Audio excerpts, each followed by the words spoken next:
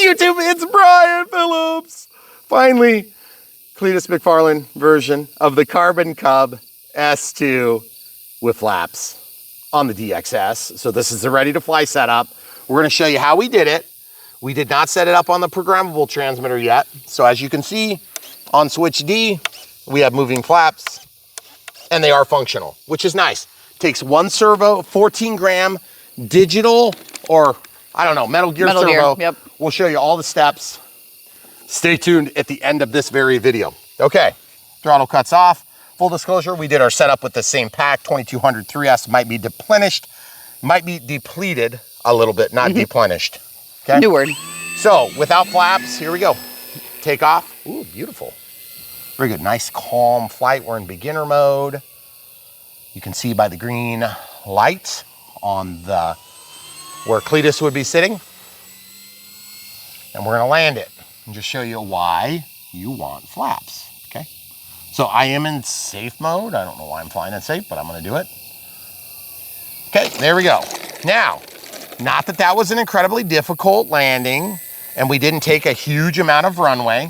Let's go ahead and put in some takeoff flaps, okay? So now takeoff flaps are gonna get us off the ground earlier. Okay, and we can slow down. But we have no elevator compensation, so look at the angle of attack. It's pointed uphill. Isn't that weird? Oh yeah. So I have to push forward on the elevator to get it to fly forward. Excuse me, not forward, but level, okay? But look how slow it's going, guys. Beautiful. Okay? Now let's do some landing flaps. Whoa, yeah, look at that thing. Yeah. Pitch up, look at my elevator. I'm pushing it down. It might get you into a stall if you're not careful because it's so much. Look at this. So if you're flying in beginner mode, just be aware, you may not have quite enough to do it. Okay, now I'm coming out of beginner and going into expert mode. Okay, so expert mode, as you can see, I can now push it down and fly it. So we'll just show you landing with landing flaps. Now keep in mind, you can trim your elevator. Look at how slow you can do it now. Look at this, guys. There it is. And ironically enough, I rolled out farther, okay? So now takeoff flaps will be deployed. I use my B switch on every other transmitter for my flaps, and I use the D switch for safe AS3X Plus. So I'm now switched. It's going to create some difficulties for me. Full disclosure, I'm in expert mode now. Full up elevator in the grass ops. Beautiful. You see how it's ballooning? I have to really push that stick down. Now, why am I demonstrating some of the negative side effects of flaps for you? The reason I'm demoing this is because at the end of the day, our objective is to teach you, not sell you. We want you to put the flap mod in because it definitely makes for a wider flight envelope. But I don't want you to put the flaps in thinking that it's going to immediately and impressively improve your flight performance, because until you have a configurable transmitter or programmable transmitter in our case, like the NX10 or the NX7 or the NX8 or NX6 or whatever it is, or one of the DX lineup, something that you can set the channels up to do the things you want to do, you're not going to be able to get it to fly straight and level without kicking up the attitude of the aircraft. Like this, look at the attitude. Okay, see it? Now I'm in normal flight mode. Look at it, tip down. Beautiful, right? We're back to normal flight mode and we're an expert, so we can do all the things that we would normally do with a plane of this echelon. That's not to say that there's anything wrong with a plane of this echelon. It flies really dang good. And that's one of the reasons why it's one of the best beginner planes on the market. But adding flaps is not necessarily going to immediately improve the flight characteristics unless you decide to do it with the programmable transmitter, okay? Now, my suggestion is if you decide to go ahead and add this feature, which would be the flaps, my suggestion to you as a beginner is to go ahead and plan on getting into something like an NX7E, which is very cheap compared to some of the more expensive transmitters. And you still have 14 channels, folks. Did you see those barn swallows? Yeah. They're going after me. They are. Check it out. Let's go in and have a battle. Barn swallows. Hey, we almost have a barn. We do. I don't want them over there either. No, I know. But there they are. They're just checking me out. Yeah. Now, I'm gonna turn on flaps and show you one other cool, creative thing you can do with flaps.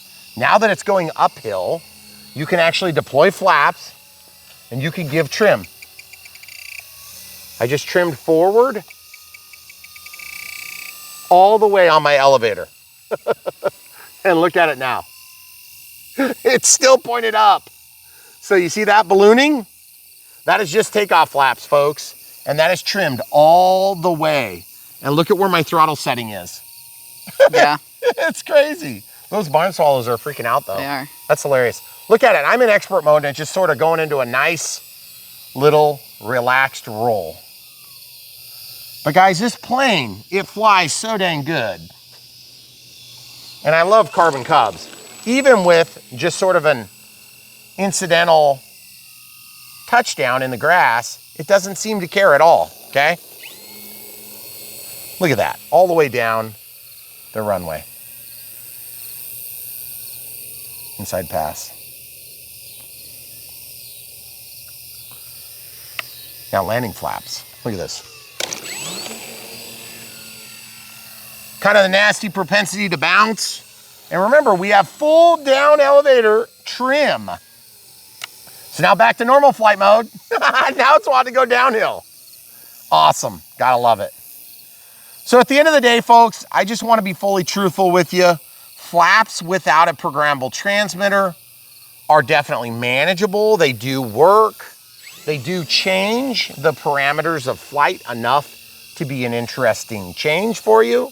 But I want you to understand that as you advance through the ranks in RC aircraft and you start using flaps, which you should do as early as possible, there is a possibility that there's going to be more involved with it than you realize, okay? Now, yes, you can also mechanically trim your elevator, okay? Full landing flaps now. You can mechanically trim your elevator if you decide you want to. The other thing you can do is you can move to the inside holes on these control surfaces, okay? And I believe we already did that. Throttle cuts on. Yeah, I think we did. Let's check. Camera crew, you want to show them real quick? Megan, the elevator and rudder. It's underneath. I just got back. Okay, camera crew didn't understand what I was trying to show. Look, that's what I was trying to show. See? So we're already in the center. And I just ran the trim all the way up and the trim back to the center. So you can see that's all the more throw we're getting. There's just not that much throw, guys. So when it comes to correcting for big, effective flaps that are inboard on a tail dragger, you gotta keep in mind, it's actually a factor, okay? So if you're gonna do flaps, it's a fun mod. We'll show you exactly how to install them next. Full disclosure, we only ran between 75 and 50% on our 2200 3S. So we're gonna fly just a little bit more, take off flaps now, throttle cuts off, come back over to your spot where you were. That was a pretty good spot. Okay, here we go.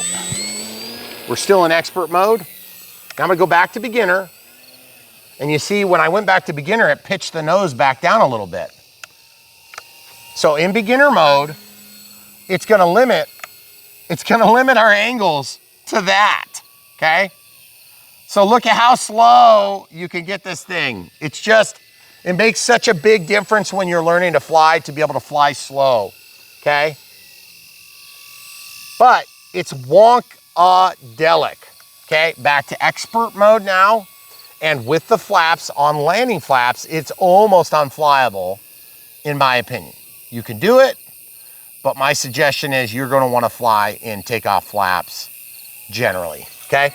Now we did go about the middle of the output setting on the twin. There's two levers that you hook up to actually control the output on the flaps. And you understand when you watch the next portion of this video, we'll show it.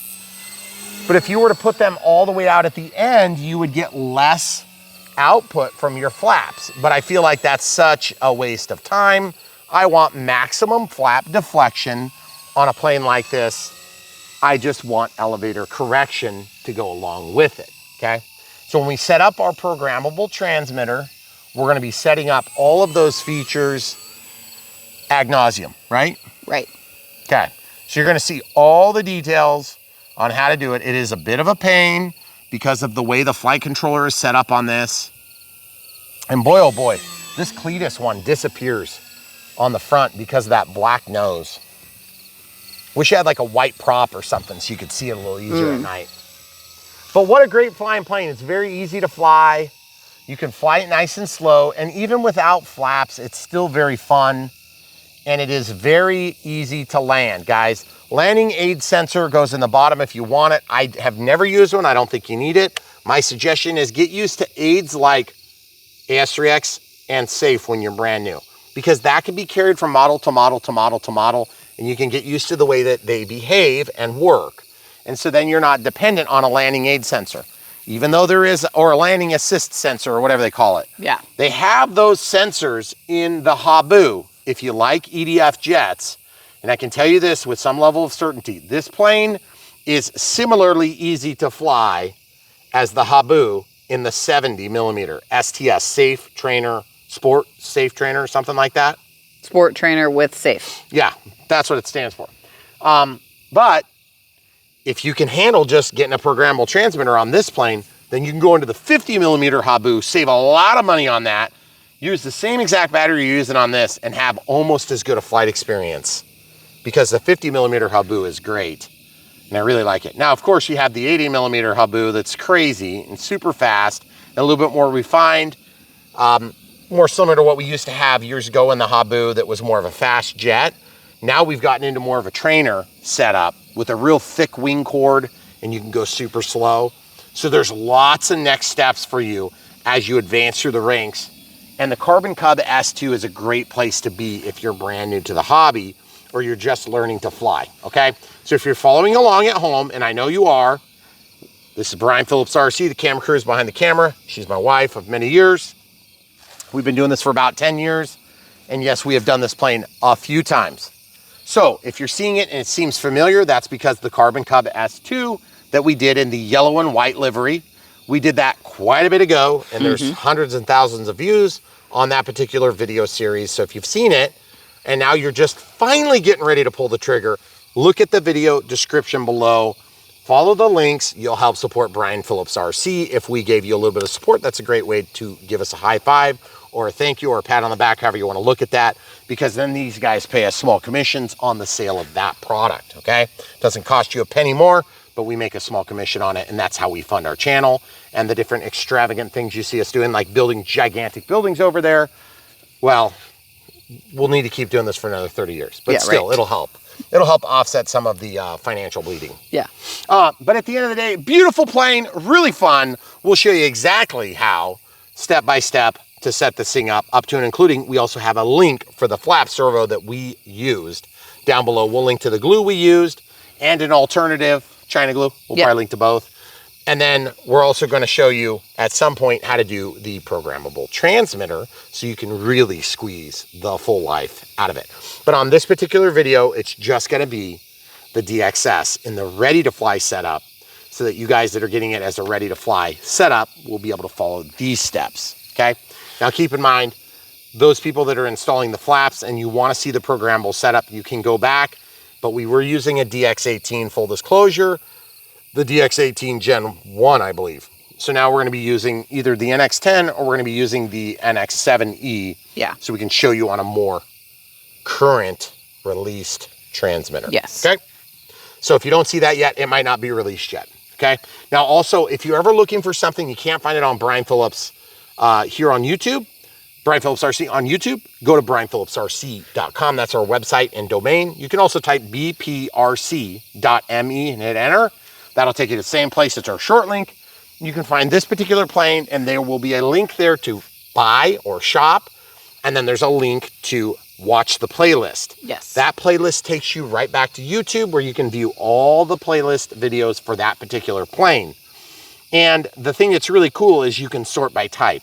So if this is a general aviation high wing trainer or a beginner plane, it's going to be in both of those lists. And all you got to do is scroll through and find a picture of the plane, and you're golden, okay? Yep. we have tried to streamline the process of learning to fly and learning to get in the air as much as possible here on Brian Phillips RC. And we know that we're helping you guys find traction, or you wouldn't keep coming back, okay? Some of you guys that watch this channel are flying jet turbines now, and you still watch us to help support us, and we appreciate it. But at the end of the day, we want to grow and advance this hobby beyond ourselves, because we want it to be alive and vibrant in 20 years when our kids come back to the hobby, because they got busy having their own kids or whatever it is. Because anybody who gets in this hobby understands you're going to go in waves. You'll get really crazy about it, then you'll get busy at work, or you'll move, or something will change in your life, then you'll come back to it. That's the way it's been for me. That's the way it's for many of you. So if you're just returning to the hobby, welcome back. Good time to be in the hobby, and we'll help get you back up to speed quickly, okay? Because there's a lot of technical jargon and vernacular that they just assume you know. You won't. We'll get you there. Stay tuned, guys. We're gonna show that modification right now. If you haven't already clicked the bell when you subscribe so you get notified, do that now. And 4 other ways to support us: Patreon for monthly support, YouTube members for monthly support, YouTube super thanks for one-time donations, and Patreon if you don't want to be part of those groups. We totally get it. But the best financial way, PayPal. But the best financial way to support us is just buy the planes, transmitters, ESCs, whatever it is that we're talking about, or something that you found on our website. You can buy it through the links there as well, okay? Remember, you get the full RC bucks or bonus programs and coupon codes that you have. You can still use all that stuff. They'll just know that we sent you over there to buy it, okay? That's how you support us. Stay tuned. Mod coming next. YouTube, Brian Phillips. Cleetus McFarland, Carbon Cub S2. You may notice there's no flaps that work on this. Boop, they're fixed. Now, we're gonna fix that right now. So stay tuned, and we're gonna go through the entire unbox build radio process on the flat mod. And we're gonna start with this right here, not the Servo that they list on the website. So we will link to this. This is a 14-gram sub-micro MG Servo. There's the part number. We'll link to it. Follow the links. You'll help support us financially, just so you know. And obviously, when you buy the Cleetus McFarland version 2, well, it's actually not a version 2. It's just called the Carbon Cub S2. But it's actually more like the S4. Yeah, I mean, it's version, yeah. Well, they had a red one, and then they had the blue one, and then they had others. With the original yellow one. Some of you are thinking, are you going to put it on a programmable transmitter, or are you going to leave it on the ready-to-fly transmitter? And the answer to that question is we are going to probably use the NX7, because our NX10 is technically full, but we have a few planes we could get out of there. But we're going to start with this. It's going to be shown in a ready-to-fly configuration first, and then we will follow up with a video. So you'll see some of the drawbacks of going with the the DXS, and that is going to be that there is no elevator compensation built into this setup, which is kind of a big deal, and you understand when you see the programmable setup. But I must warn you, of all the beginner style planes that we've done on this channel, and even though this is a really good plane, it is kind of a pain to set up the programmable transmitters on this, because it does not mimic a standard setup, because this has a full smart, safe setup. So it's got beginner, intermediate, and experienced, which is unusual. Just about every other plane you see in this room that was set up by yours truly, and there's actually not that many of them right now, has Safe Select, an AS3X, or AS3X Plus, okay? It's a little bit different, and you'll understand when we go through the full radio setup. But in this case, it's gonna be super easy, because we just have to physically install this, and then we have to figure out which switch we want to control it. So in my case, I want it to be the B switch, and the B switch doesn't do anything yet. I don't know, or does it? I don't think it does. Actually, it might do the mode. If it does the mode, then the B switch will already be consumed, and we'll have to regrettably use the D switch. I don't like the D switch as much. I have a hard time giving them a thumb flyer getting to the D switch, because I have to come off of this control. And I can go to the B switch without coming off that control. Some of you pincer grippers don't have such a big problem with it, because you can get to it easily, okay? All right, so here on Brian Phillips RC, we show the full truth, nothing but the truth to help us God, and that also includes more information than you might need. Remember, keep in mind, we're helping people that know less than you. So before you complain in the comments, remember there's people that need help. That's why we're here, okay? If you don't need help and you see more than you need, at least you got what you needed and more, okay? So be sensitive to that, guys. Everybody starts somewhere, okay? Take the staples out, pop this thing open, okay? Like I said, we will link to this servo. The servo comes with the control arm and a screw. Don't lose your screw when you open it. And of course, we're gonna need to center this at some point and do all this stuff. This is a metal gram servo. That's why it says it's 14 gram, but it seems like it's about the same size as a 9 gram servo. But ironically, it actually speaks to the amount of torque output and not necessarily the size or weight of the actual thing, okay? Yeah. And it's a metal gear servo. You Yes. said metal gram. Metal gear. Did I say metal gram? You did, yeah. Wow, that's crazy. You were just combining all the things. 2200 3S, we'll have this ready to go. Of course, this comes in the ready to fly package, so if you don't have the batteries already and you didn't buy a higher level charger, that's no big deal. But my suggestion is if you're serious about it, just go straight to the 2200. My suggestion is not to get the 1400 because if you need 400 watts, you're getting advanced. Start with the S2200 or S2100 if they're offering it, because 100 watts per channel is still a lot. I can't even remember if that one's an offering. But just keep in mind, dual is a big deal. Yes. Okay, we use it all the time. All the time. And we have a lot of chargers. Yep. Okay, all right, so first step. We have to basically break this plane in half so that we can get the wing off. No, you can't do it without taking the wing off. So I'm gonna undo these 2 screws first. So we're gonna try to do this in breakneck speed because we wanna take advantage of the evening for flying. We got a nice weather window. Now you could take them off from the other end, but it's just easier to undo one. So I'm gonna go with the easier of the 2 options.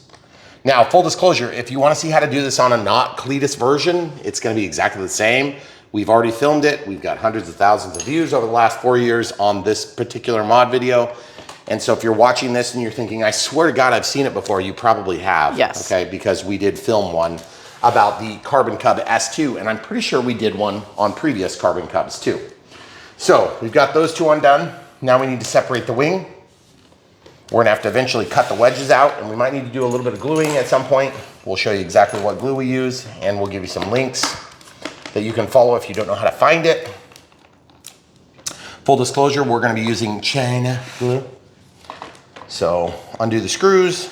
Now you might be wondering what screwdriver this is. This happens to be a 4mm, and this is whatever brand it is. Doesn't matter. We do have links to these screwdrivers. There's nothing magical or special about these screwdrivers, but it is in millimeters, which is a little bit weird that you would express an English metrics in metric measurement. Yes. Okay.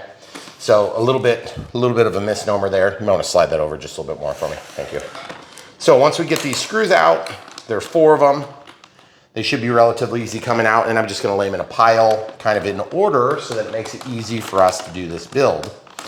Now, forgive us, the lighting gets a little bit weird this time of night because as the sun sets, it gets very intense through the front windows. So we actually lose a little bit of lighting, but we'll do our best. Camera crew might actually wanna go to the other side here in a minute. See while you're doing that. Once we get the wing off, it's pretty easy because then we can just handle the wing or wing pieces. Support this on the belly, don't press hard, and break your tail dragger, okay? Remember, that's just spring steel, it's breakable, okay? Now you can also put this on a plane stand if you prefer, but my suggestion is just, you know, there's gonna be certain planes that you can do on a plane stand and certain planes you don't need it on a plane stand. What just fell? The screw fell out of the hole. Okay, pause. All right, so that screw must have just stuck to the end of the screwdriver. Okay, so now this thing lifts out and it comes out straight, okay? So don't accidentally break it. It is actually pretty easy to do that, okay? So we can lay this down in our pile of goodies. Okay, so now we can pull this wing off, and you'll notice there's a couple of wires that go to the aileron plugs on the receiver. So the first thing I have to do is, camera crew's gonna go back to the other side for a second. I'm just gonna unplug this. Nope, to my right. I'm gonna unplug this, and then I'm gonna unplug this, okay? And the reason we're doing that is just to make it easier to manipulate the wing, okay? Now that the wing is separated, I'm actually gonna put this back in. It'll make it easier to just kind of hold the 2 halves together. You can actually glue this together if you want, but I don't necessarily suggest it because the servo should be in one side, okay? So get ready for excitement. That's the receiver right there, and that's the flight controller, okay? So it's different. And you'll notice there's channel 7 and channel 8 are opened. Just because the port is open doesn't mean it's not being used by something, so just be fully aware of that. Port 1 is opened as well, and you're probably thinking, we'll just use port 1, or no, because port 1 is probably going to be our ESC, and it's been consumed already, even though it's opened physically, okay? So what we're gonna do, and you know, it might not be, it's kind of hard to say, because this is the ESC, but this is one of those weird setups where throttle's on port 6, bizarre, okay? That is weird. So what we're gonna do is we are going to go into port 8 or port 7, I believe. And so rather than glue this in and get it all set, we're gonna actually jump into the portion of the video where we plug it in and we see what it does, because I wanna know what channel we're going to. Okay. Why do we do it in that order? Mostly to satisfy my curiosity, because I know some of you guys are wondering about that, okay? So we're gonna first turn on our transmitter, stick down, throttle cut or throttle hold on. Flip the plane upside down, careful. Open up the bottom. See how easy it is with the wing off? That's why we did that. Okay, lay this in here. We'll just strap it in because we're not gonna have it energized for more than a couple of seconds, and we'll probably just leave the battery in there. I do not like bottom loading planes. It's actually one of the few things about this plane that's not good at all. One of the second things is the receiver and flight controller combo. It's complicated and overkill for a beginner, okay? Plug it in, close the lid. Be careful of the prop. I've already vetted. Okay, wait for everything to initiate, okay? Green light comes on. Wait for the dance. The dance is something to do with the GPS. Okay, so you got movement, okay? And, yep, see? It's changing the modes. So that's our mode. So, in my case, I am wondering how easy it would be to just physically switch a wire to change the mode to a different switch, okay? Oh. So, because I'm not married to that solution, okay? So switch D and switch B. Looks like that's probably gonna be handled in the S-Bus or the SRXL2, but I'm not 100% certain. Yeah, that's probably gonna be handled behind the scenes. I probably don't have any control over that because it looks like these servos are plugged in. These go to the ailerons. They are separate channels. And then there's an open channel on port 1. So yeah, we're not gonna be able to make a change without reprogramming this, and I don't even know that we have access to programming it. So our next move is pay attention to the colors. The negative is away from the front and the signal is toward the front, okay? So that means we need the brown back. I'm just gonna go into port 8. Okay, so press behind on the bottom of the plane and you can see, okay, so now that's on switch D. And switch E is rates, and this is throttle hold, so we're not gonna touch that. I'm gonna just quick hold the plane, keep my arm out of the way, and just test throttle, yep. Okay, so switch D is where we're at. Okay. Now that means that there is also another button, that would be the A button, but that is gonna be our panic button. So regardless of what condition you're in, if you hit panic, it's gonna be consumed. Even though it largely will, almost certainly will control one of these channels, okay? So until we get into programmable setup, we're stuck using D, okay? That's just the way it is. It's not the end of the world, but it is a factor, so I want you guys to be aware of it, okay? Now that we figured that out, do we have enough length to actually mount this without using the extension cord? That's a good question. You'll have to answer it for yourself. My thinking is that's probably going to end up being too short. So in our case, I'm gonna go ahead and just get an extension cord right now, but we know where we're plugging it in. I still like to know that it's centered correctly. So extension cords are something that you'll collect over the years when you get into the hobby.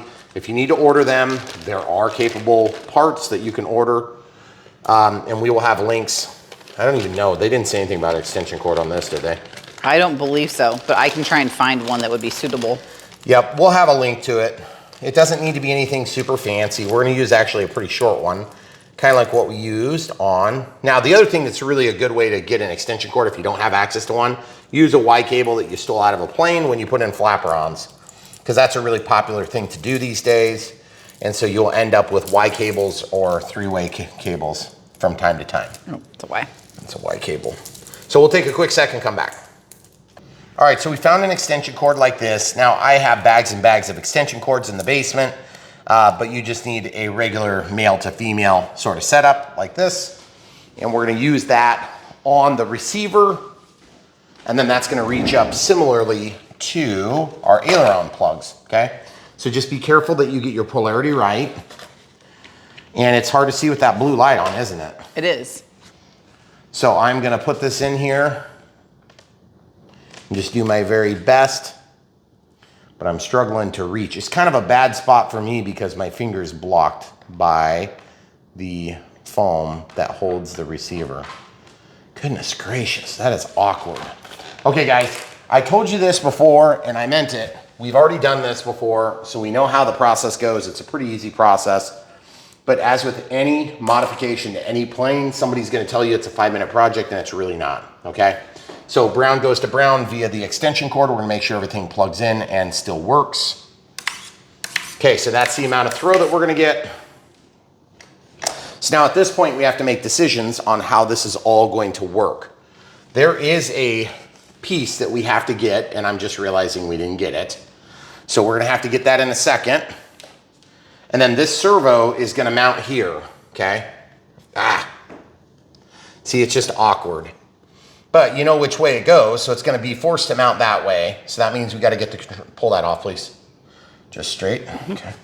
So this is ultimately gonna end up in here. Now, we can set the stage for what direction we want the flaps to be, okay? Because we can't even reverse the channel here. But there is a way to reprogram the DXS. I'm not going into that today. It's kind of a pain in the neck. I don't recommend you do it. If you're gonna change programming, just get a programmable transmitter, because by the time you pay for the cable to get that, you're better off to just buy the transmitter, promise. Okay, so you can see that's the way that's gonna mount. So now that we know that this is in normal flight mode, we can actually set this up before we even cut this if you want, because then you know it's in an absolute home position. Oh, okay. So I'm gonna glue this in next. Might as well just leave it on, I guess. So China glue is what I like to use. You could use CA, you could use something else. It's up to you what you use, but I'm just gonna tell you, China glue or foam to foam. Since this is a Horizon Hobby product, my guess is you're gonna be ordering it from the Horizon site. So if you got this from like an FMS build, or you've got this from China Glue Land, wherever you ordered it, that's totally cool. But this is foam to foam. So foam to foam would actually come, let's use foam to foam, because people that are buying the Horizon stuff are likely to buy. Because you're gonna buy the Servo. Just so you know, full disclosure, I lean toward China Glue slightly because it's easy to work. It's a little bit tackier, a little quicker. This stuff lasts longer, by the way, too. So if you want to keep it in longevity reasons, it's going to be a little better, okay? Also, it's got safety warnings on it if you're really worried about hurting yourself. Okay, so just put a little on there, put a little on there. I'm not going to go crazy. The weird thing about this stuff is it doesn't cook off the same way that China Glue goes, okay? So China Glue, in our experience, cooks off different. So it's a little bit stinkier. This stuff is still clear, but it gets stickier really quick, okay? And I don't know why that is. It's obviously something to do with the chemical formula that they use and the deadliness of the Chinese choice, okay? Yes. Pretty much, okay? So now I'm gonna go ahead and unplug the extension cord. We know that we're in the neutral flight position on the servo control horn, okay? So what I'm gonna do is, now that we have that set down in there, I'm gonna take my hand and support it under here, and I'm gonna lift this up. And you see all that glue there? Just make sure you keep it out of the part that moves, okay? This stuff here, you can technically spread it with your finger, but see how it gets tacky? Give them a super up close shot. This will be kind of like a really sticky envelope or something, okay? Then we'll come back to that in a second. I'm gonna come over here and do this. You can take that paint off if you're really worried about getting a positive seat, but I can tell you this from personal experience. This is why I like China Glue and foam to foam. You can wipe it off and it just boogers off and then it's gone, okay? Don't do that with CA. You'll end up in the hospital, okay? Because you'll be like, I don't know what I did. So we'll let that cook off for just a quick second. I gotta go find my things and come back. So I identified the bag. This is what we do with our packages, camera crew. By the way, while she's doing that, look at this. We got some glue that's setting up. So now that that's set up, we can stick this on here, just like this, boom. Stick it on, it's done, okay? Now we don't need to worry about that. Now our next move is to open up the bag of goodies that actually came with the plane. Obviously we told you about this device when we were doing our setup earlier in our unbox build radio setup, which has been a few weeks for us now.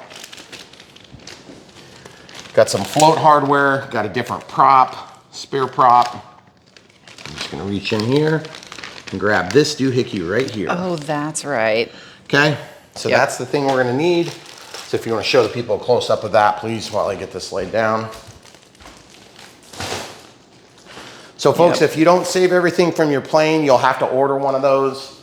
And I'm assuming that they will be available. I'm assuming so. But I don't know for a fact that they will be. So try not to lose it. Don't lose it. Okay, because it's weird. That thing snaps around these little white things, and you can set how much movement you want, okay? Oh, okay. Yeah. So I gotta move all this crap so I can make some room. We'll come right back. All right, so in order to do the next step, we have to actually set the stage for where this mechanism attaches. So I thought you were gonna show the people a close up of this. I did, while you were putting something else away. You didn't open it? Oh, I didn't open it. Okay, so this is welded together. Boom, boom, boom, okay? So this is gonna go into the servo horn, and we know that it's gonna slide on like this, just based on the shape, okay? So I'm gonna slide this into the outermost hole, which is gonna be the most movement, okay? So as this thing actuates, it's gonna move the flaps based on where we set this output, okay? So you can make mechanical adjustments, but it's not the most intuitive adjustment. It's a little bit tricky to do. And then when we're all said and done, we've got two of these rubber things like this. They're gonna slide on and over. Now you can also adjust here and here. So it's like adjustments in a bunch of different ways. This is a weird doohickey. Like I said, don't lose it. It's really a kind of like a weird thing. We've never seen one of these on any other plane, okay? So some of the stuff we do is pretty common. Some of the stuff is not. We throw that on the table. Okay, so the next move we have to do is we have to actually cut free the flaps so that they can actuate and move, okay? Now, because we can pull these wings apart still, I'm gonna go ahead and drop this connector out of the way and pull this wing out, just so you can get a real good close up of how this is gonna go. I've got that singular screw there. I've got that out of the way. Now I'm gonna show you with an X-Acto knife, but if all you have is a utility knife, you can probably use that. You're gonna be cutting this inboard portion and this outboard triangle, okay? It's not hard, but if you're careful the way you do it, you can kind of steal the paint and make it cover up the white. But if you don't care, and I probably don't care at all, I'm just gonna cut. I gotta shut off my transmitter because it's giving me the Dungeon of Doom sound or whatever it is. See how the blade is bent? It's not bent anymore. See? So the way I do this is I just ride along this flat surface, start my cut, and then right along this surface, nope, it's gonna be an acute angle. One of them is wider than the other, okay? So I'm gonna start with the narrower angle and just kind of taper it back, okay? Then once I get down there, this should rip out. And you can see I missed just a little bit of foam down here, so I'll go in here and clean up that cut just a little bit. If you have a super sharp blade, it will make this part a lot easier. Evidently my blade is not quite sharp enough to satisfy. Okay. But just still be careful. I've only cut myself on camera a couple of times. All right, so now we have to make this inboard cut. And keeping in mind that you have to put this thing back on to hold the wing together, you want to be a little bit careful about the way you cut, okay? So you see I'm going to put this back on to demonstrate what I'm talking about. If you cut too close, it might kind of come up and rub into this and look like stupid. So I'm gonna cut right here, okay? And this is a straight cut. Like this. Now, if the manual tells you to do something different, go ahead and do whatever you decide is the more important and better way to do it. But just keeping in mind, we've done this multiple times and we've had good success with it. Okay. So you're cutting basically in line with, like, there's Yeah. a little recess here. It's really hard to see. There you go. I can see it in the light. And you see now I can see the cut all the way through to the other side of the foam. Okay. Now, we have in the past, if we have a plane that we're real concerned about clearance there, because that's a very tight clearance, one thing you can do is you can heat up your blade and go through that, but I'm just gonna go with, just move it a couple of times and see how things work. And you can see how this is gonna lever that and actuate the flaps, okay? Make sense? Mm-hmm. But it's giving me a little bit of feedback here, so I'm gonna cut that out a little bit more.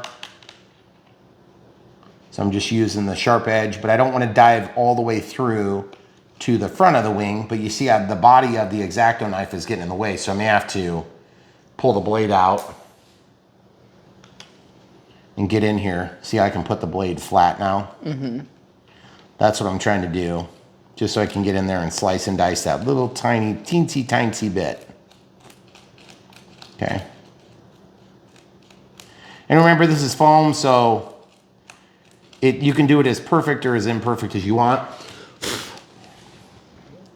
And it's not gonna really matter to anybody but your personal delicacies, okay? If you want it to be super perfect, then you can make it super perfect, okay? So you see why I did that is I'm gonna now exercise the flap all the way down and all the way, just a little bit up and all the way down and just a little bit up, only just to make sure I create a little bit of freedom here, okay?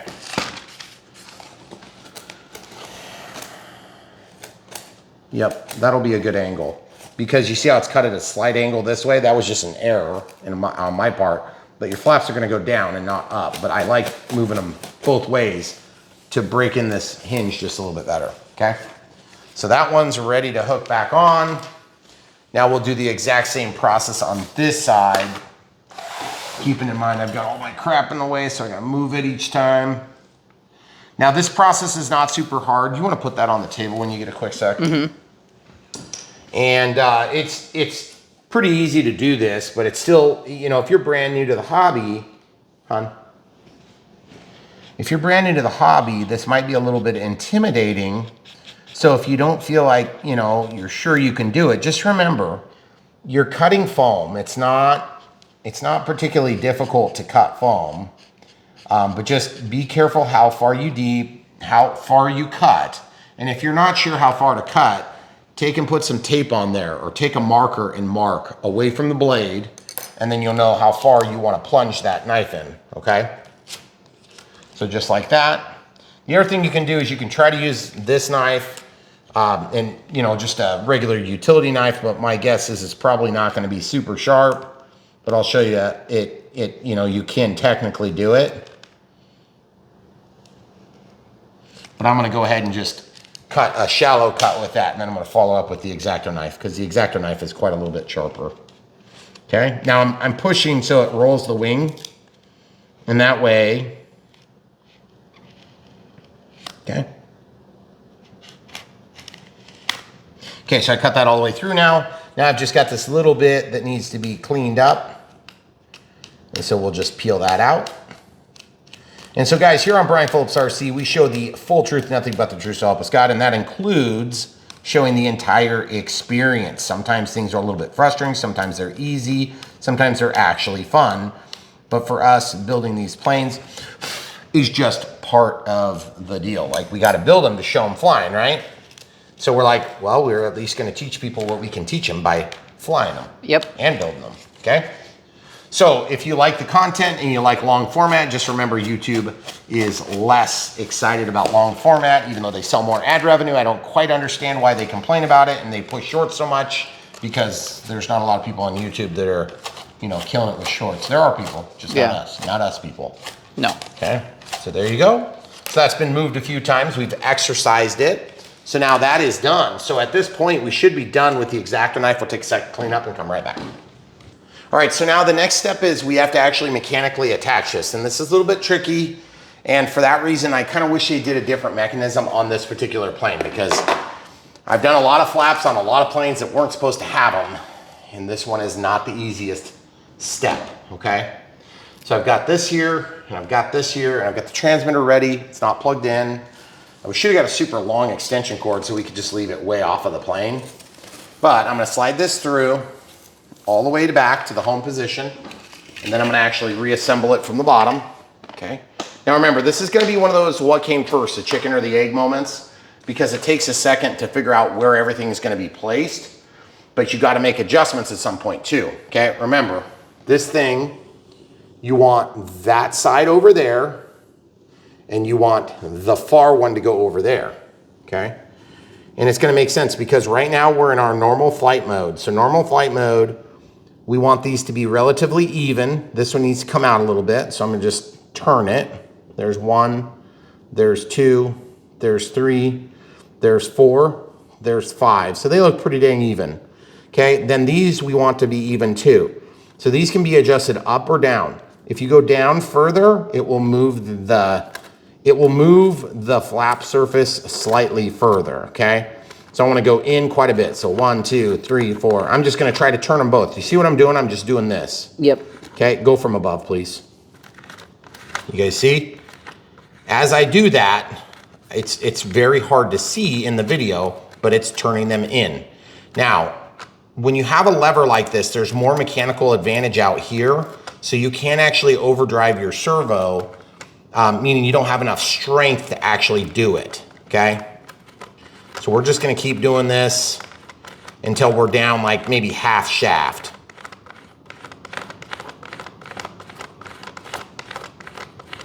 Goodness gracious. Okay, so now we're down like not quite half. Look, it's tearing up my finger. Oh, geez. That's crazy. Okay, so now that we've got that down, we just need to make them square so that those little knobs are pointing out on either side. And once that's true, then we can go ahead and snap these on. We're just gonna go from the outside, and then we're gonna go from the outside on both of these. Come on now, get up there. Oh, you son of a gun. Okay, so I went to the left one first, see if I get lucky on that one. So I got the left one on. Now I'm gonna go to the right one. Like I said, this is just a weird mechanism. You're not gonna find this in other planes, so don't be too worried. If you're brand new to the hobby, you're not gonna have to do this super often. And frankly, if you're gonna do flaps, just use 2 servos. You know, if you're gonna cut them in yourself, it's very easy to cut them in, by the way. Okay, so you see where that is? I don't even care if those go to the end because this isn't a fast moving surface. It's not like an aileron. It will act fast on this mechanism, but it's not gonna be moving all the time like your ailerons, okay? So this is now in position, but look where that lined up. That lined up terribly that way.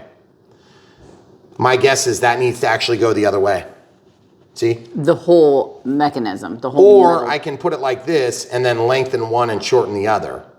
But yeah, I think the other way is the way it's got to go, guys. I think I was mistaken in my assessment initially. My apologies, guys. Sometimes we're wrong.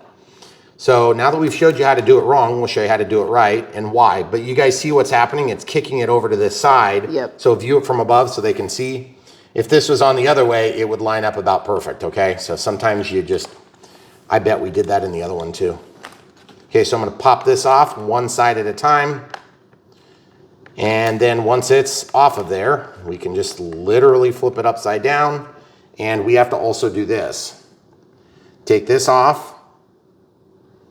Okay, just like that. And now put it on the opposite way. My apologies, folks. So that's the way that's gonna go. Now, since this is in the neutral flight, meaning that they're retracted or parked or whatever you wanna call the flaps, that's where we want them to end up. I gotta go down just a little bit on this, I think. Hold that all together so you can get a good gauge. This one's up higher than that one, right? Yes, a little bit. Okay, so I'm gonna go in with this one just a little bit. There's 1/2, there's 2 halves. Now hold it all together, yep. Now 3, now 4, now 5, now 6. See, right there. Okay, see what I'm talking about? Hold these things where they need to be. Does it look even? Yes. Okay. So now I'm gonna just hook this on, starting with this side, which, like I said, it's just awkward. There is no other easy way to do it. It's just kind of awkward, no matter what. Then slide this back. We'll try it that way first. I don't think that really helped, by the way. But it is what it is. It's not like super hard, it's just awkward, okay? So that's back now. Oh yeah, that's definitely the way it's gotta be. Okay. So my apologies, folks, for getting that wrong in my initial assessment. Then, since these flaps are parked, they're in their home position, I need this to be on there where it is currently spun, okay? So that this will be down. Camera crew, I need your hands. Nope, hold one thumb and finger up there. There you go. And then I'll hold one thumb and finger. We gotta, well, just hold it there. Okay. Then I'm gonna take this and move it, you see that? And then I'm gonna slide it down and just put it on the spline, okay? See how I got it lined on the spline? Now let go. That should hold the servos in position now, or not the servos, but the outputs. Okay. Now I'm pressing this on, and no, it doesn't matter if you squish the foam here, it's gonna be covered up in the plane. Then I'm gonna take this screw, that was the one that came with the servo. Might need to get a smaller screwdriver. I don't know yet. Yeah, I do. So I'm gonna use a 3mm instead of a 4mm to put this screw in. And then when we actuate the flaps, it should pull the flaps down together, okay? Should have just used China glue. For what? For this servo, because I'm nervous that that stuff isn't set up enough. Oh. Okay. All right, so it just moved on the spline, and you'll notice the flaps both moved, which is good. See? Yeah, it doesn't feel like it's set super good. Oh. Granted, our foam to foam is kind of old, so maybe it's kind of losing its potency. Yep. Some of these glues do. Just in case that's a problem, we're gonna go ahead and use a piece of tape and a piece of tape like this. This is actually FMS tape, ironically. This is reinforced fiber tape. Yeah. And sometimes you see this inside of planes. Sometimes if you pack stuff a lot, you'll see it. What I'm gonna do is I'm just gonna take and cut this off. This stuff is so sticky, it's ridiculous. It's actually kind of almost awkward to use because it's so dang sticky. But that's the type of thing you want if you're trying to do something fairly quick and you're not sure you got it right, okay? See what I'm talking about? I can barely get things done. And I would like that servo wire to come out where the rest of them do. So I'm just gonna do this. You guys, this is extracurricular right here. Okay. Press that down, squish that down, and then press that down. And the only reason I pulled that wire over this direction is because then this will be in the same position as these, okay? Makes sense. Because then they all go in at the same spot. And then they'll be out of any movable area of the flaps. Right. Okay. Now you don't have to do that tape joint, but it is probably a good idea for what it's worth. And yes, we are losing light, so I gotta hurry and get this done, guys. We wanna fly this thing right now. Here on Brian Phillips RC, we go the extra mile to make sure you see all the steps and not just the convenient steps. And we don't just synopsize stuff, even though we do long format videos and they get a little bit long and boring sometimes. They are gonna be hopefully helpful to you. If they've been helpful to you in any way, let us know in the comments down below. Okay, before we get this all the way in, I wanna turn this battery on. I can't promise we're not gonna use the same battery, folks. So plugging that in, you'll notice I didn't have the transmitter on. That's kind of a big no-no, don't do that. Make sure your transmitter's on first. Flip the plane over, don't touch it, okay? Make sure everything is solid, it's not yet. Wait for the dance. Okay, we have telemetry and signal. Okay, it's all working. So now we need to basically hook these wires up and then drop the wing back on board. If you're still not confident about the way things are set up, this is where you can go ahead and start plugging things in. Brown is to my right, This is the flap servo. How do I know? Because it's the only one that doesn't have a label on it. Okay, so you notice that went to a home position. Now there's D and D. Pretty cool, huh? Okay. Okay, so those are flaps. Now, why do you want flaps while I plug this stuff in? Camera crew, can you help me with this just for a sec? Because I need to, that's the left aileron. These are labeled. Brown is toward my belly. So I'm gonna rotate that around. You guys are not gonna be able to see some of these steps, my apologies. It's just because of the nature of kind of where things are sitting. It's not specific to this plane. Brown is toward my belly. I just call it out loud so that it helps mitigate some of the potential for disaster, okay? Then I'm gonna spin this around because I just happened to do it upside down. Now, once it's spun around, look at this, guys. You're gonna have these things. Be careful to bend at least one of them out of the way and then drop these wires where you want the wires, which is out of the way, okay? So now make sure that when they drop down, they fall right into the pocket and you'll be golden. And don't mar your finish like I did. I dropped it down and that linkage from the flaps poked it. And I'm like, oh, son of a biscuit lover. So at this point, we want to go back to that 4mm drive. That was a pretty good drive size on the Phillips head. And we're going to be ready to fly this thing in mere moments. Now, why would you need flaps, camera crew? To slow down your flight speed without having to change your angle of flight. Okay, so what happens when you fly downhill, camera crew? You go faster. Okay, what happens when you deploy flaps? You go slower. It creates drag. Yes. And what else does it do? It reduces your stall speed. Okay. Now what else does it do?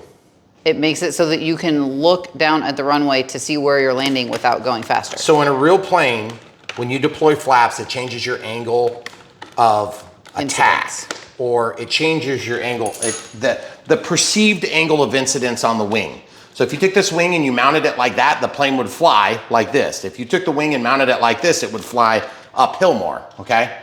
So when you change the shape of the wing, it's like making it taller. So then it pivots the plane and it's allowed to come downhill. Now there are models that we fly that are extreme. Like for instance, that extra NG, when I put the flaperons down, that plane points like this. It's so extreme. And there are certain models that get really extreme. In real life, when you're flying in an airliner, they have to fly downhill and they need to be able to see the runway, okay? And the same is true for many aircraft, full-scale aircraft, okay? So the flaps being deployed do a number of things. They change the angle of attack, or they allow the change of angle of attack without necessarily gaining speed. They also increase drag and they lower. So increasing drag helps slow you down, but they also lower your stall speed. Where did those two screws go? There's one in the other. So all three things are very crucially helpful on a landing, but you know what else they do? If you don't have a correction on the elevator axis, the pitch axis, when you deploy flaps, the plane will balloon, okay? So what does ballooning do, hon? It goes up, it pitches up. The nose pitches up when you deploy flaps. Now, it's for that reason this thing, the mod is done, okay? It's ready to fly right now, which means we're gonna do it. So, when you pitch your plane up, what happens? Okay? You slow down, right? Well, you don't wanna necessarily slow down because you're going uphill, because you're trying to land down there, right? So you have to counter that with a little bit of down elevator, like this, manually as a pilot, okay?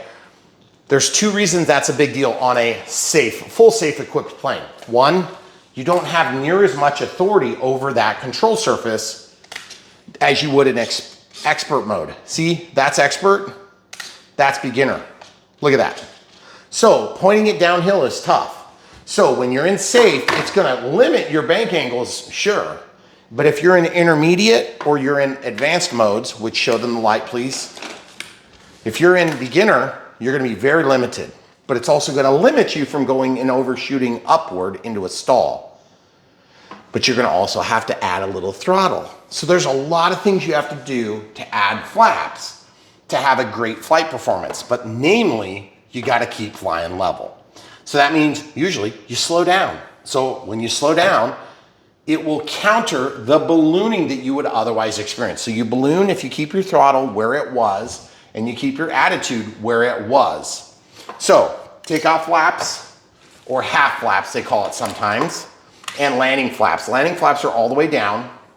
That's gonna create the most drag and it's gonna change the attitude the most. Takeoff flaps are gonna do less, but it's gonna create less drag, so it helps for takeoff, okay? And then normal flight mode. Make sure you get out of flaps when you're not needing them. It's very crucial to flight success. So here on Brian Phillips RC, we aim for your success, and the way we do that is by giving the full truth, nothing but the truth. So help us God. And what does that mean? That means we're not gonna cover for these manufacturers, but it also means that we're gonna show the entire process, start to finish, in most cases. Except for the most extreme builds, we show it all. This thing is ready to fly right now, okay? So hopefully you answered all your questions. This is gonna be the DXS setup. Obviously, we are gonna do it with the NX7 or the NX10. Haven't really decided yet, but at the end of the day, the NX7 is gonna be almost identical setup as the DX10, or excuse me, the NX10 rather. And the IX20 or IX whatever you've got should be just a little bit of build up on that, okay? At the end of the day, airware is pretty easy to work with, but these pseudo programmable, ready to fly transmitters, they actually can be programmed, but it is a huge pain in the butt. I'm not gonna show you how to do it. Nobody does it, okay? Some people bind to multiple aircraft, but you can make some setting changes, believe it or not, okay? I wouldn't recommend it. Get a programmable, otherwise you will hate yourself, okay? All right, if we did answer your questions or we brought you some value, smash the like button right now for us. We appreciate it in advance. Click the bell for notifications so that you get notified of all the new content that we put out on a routine and regular basis here on Brian Phillips RC. You might even get the one where we set up the NX7 next. But at the end of the day, we're gonna help get you out of the chair and into the air. And that's very important because there's never been a better time in the history of RC to learn to fly. And it is not easy. Anybody who tells you that is trying to sell you something. And I'm trying to sell you something. This plane, or that plane, or the next plane, or just the whole concept of getting started. Whether it's a helicopter, a quad, a VTOL, or a leaf blower. If you buy the stuff from the links in the video description below, you do support us financially by the companies that support us with these things, okay? So at the end of the day, we don't care what plane you get. We just want you to get it and get flying, okay? Leave your questions down below. We'll do our best to answer them. And if we don't, we have a huge audience of RC enthusiasts that will probably jump in before I get to you and try to help you out in the meantime. That being said, thanks for coming. Thanks for being here. Oh, 4 other ways to support us. Quick, Patreon for monthly support. YouTube members for monthly support. Thanks for being monthly supporters, guys. It warms our heart. Also, YouTube super thanks for one-time donations and PayPal. If you don't want to be part of those groups, we totally get it. And then we have a P.O. box if you need to send something. Just send us an email first, and you can do that so that we'll know to check it, because otherwise we won't. Nope. All right, that's all we got. Cleetus McFarland. Hell yeah, brother. Paint job on this Carbon Cub S2 from E-flite in a ready to fly, now with flaps. Check it out. Links will be for all the goodies that we used in this video down below. Thanks for watching.